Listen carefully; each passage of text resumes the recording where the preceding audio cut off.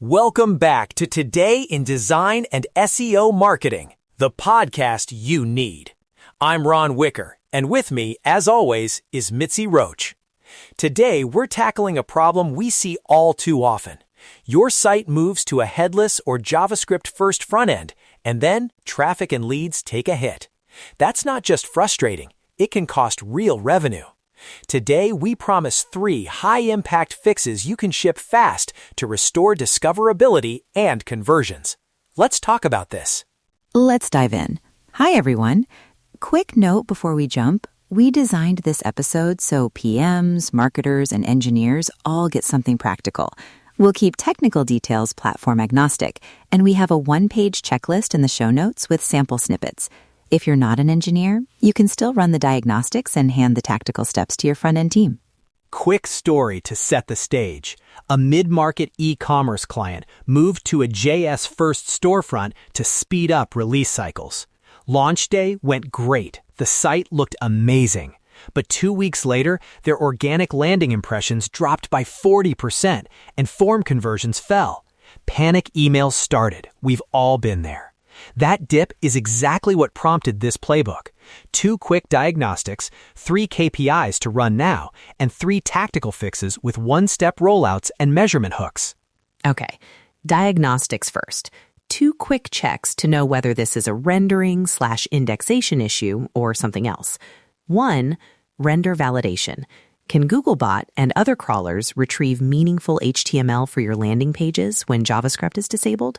2, content parity. Does the content a user sees match what the crawler can index? Those 2 give you the top-level answer, rendering or content mismatch. And 3 KPIs you should run in minutes. Indexable page percentage. What percent of your important pages returned indexable HTML? Organic landing impressions from Search Console for the past 28 days. And crawlable landing pages. Pages actually crawled and not returning blocked or soft 404 responses. Together, these tell you the scale and impact of the problem. A quick pro tip, when you pull indexable page percent, break it down by page templates, product detail pages, category pages, blog posts, because headless migrations often hit dynamic routes differently. That split helps prioritize fixes where they'll move the needle. Right. Now on to Tactic 1, rendering strategy made simple. There are 3 families to know: server-side rendering, SSR, static site generation, SSG, and hybrid approaches. The plain language takeaway? If your content must be indexable on first load or is highly personalized, prefer SSR or hybrid server rendering. If content is mostly static and safe to pre-build, SSG is faster and cheaper. The hybrid is great for sites that have a mix. Pre-build what you can, render the rest on request. Exactly. And here's a one-step change to try fast. Enable pre-rendering or SSR for your top 10% pages by traffic or conversions. That targeted shift is low risk and high impact. Measure it by tracking indexable page percent for that set and organic impressions week over week. One engineering-friendly note. Sometimes teams default to client-side rendering because it's easiest for the dev workflow. That's fine for some app-like pages, but for landing pages and SEO-critical content, opt for pre-render or server rendering. If your team needs a negotiation point, use the data we just mentioned, impressions and conversion lift, and roll SSR for the highest value templates first. That's a clear ROI case to prioritize work. Tactic 2, meta and structured data templates for dynamic routes. Platform-agnostic pattern. Create canonical meta title and description templates driven by your route data, plus a consistent JSON LD schema that uses the same route variables. The key is predictable, testable templates, so dynamic pages aren't missing metadata or exposing duplicate content. Mitzi, can you give an example of a validation check product teams can ask engineers to run? Sure, ask. When hitting a dynamic route URL, does the raw HTML include the title tag and JSON LD with correct values?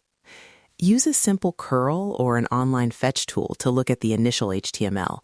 If title or structured data are missing in the server response, search engines won't reliably index the content.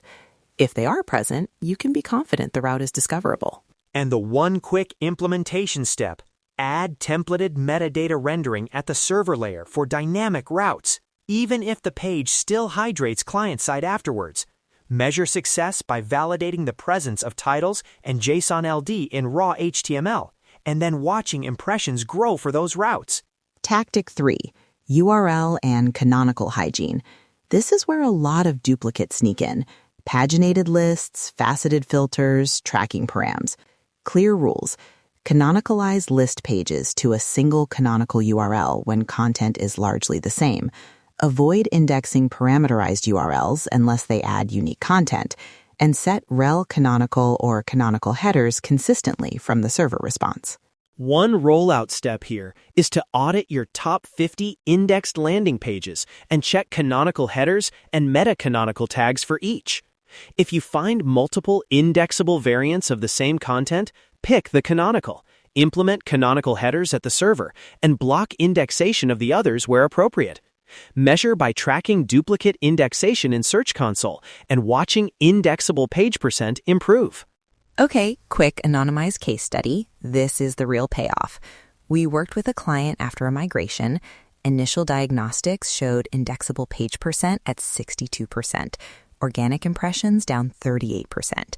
We implemented the targeted SSR for top templates, templated metadata for dynamic routes, and canonical cleanup focused on category pages. 2 weeks later, indexable page percent climbed to 88%, and organic impressions recovered by 42%. Conversions followed a couple of weeks after that. That's great! 100% the kind of result teams want to see. The key here is focused scope. Don't try to rewrite everything at once. Pick the highest value templates and the simplest rendering change that guarantees indexable HTML. Then measure. The before-after data is your ally with stakeholders. Sprint checklist and KPIs for a 1 to 2 week playbook. Day 1, run the 2 diagnostics and 3 KPIs. Day 2-3, map top templates and prioritize top 10% pages. Day 4 to 9, implement one-step changes. Enable SSR/pre-render for prioritized templates, add metadata templates for dynamic routes, and apply canonical rules. Day 10 to 14, validate raw HTML, monitor indexable page percent and impressions, and iterate. Measurement hooks, weekly indexable page percent, weekly organic landing impressions, and per template crawl logs. Resources. We put a free one-page checklist and sample snippets in the show notes. Platform-agnostic examples your engineers can copy. If you want a deeper look, Thinkit Media offers an optional paid audit where we'll run the diagnostics, prioritize fixes, and provide an engineering-ready implementation plan. It's optional, clearly scoped, and designed to be actionable within 2 weeks.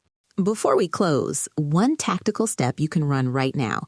Use a simple fetch tool or curl to pull the raw HTML for 5 of your top landing pages.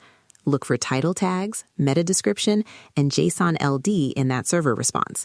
If they're missing, hand that list to your dev team with the note, please render metadata on the server for these routes. It's small, concrete, and will tell you a lot fast. Thanks, Mitzi. All right, everyone. If you found this useful, go subscribe so you don't miss future playbooks. Grab the one-page checklist in the show notes, run that 5-page fetch test today, and if you want help, drop us a note about the Thinkit Media audit. That's it for this episode of Today in Design and SEO Marketing. Stay focused, measure everything, and ship the smallest change that moves the needle. That's great. Most definitely. Subscribe, grab the checklist, and if you have questions about the checklist or the implementation steps, reach out. We love helping teams bridge marketing and engineering. I hear you, and we'll walk through it.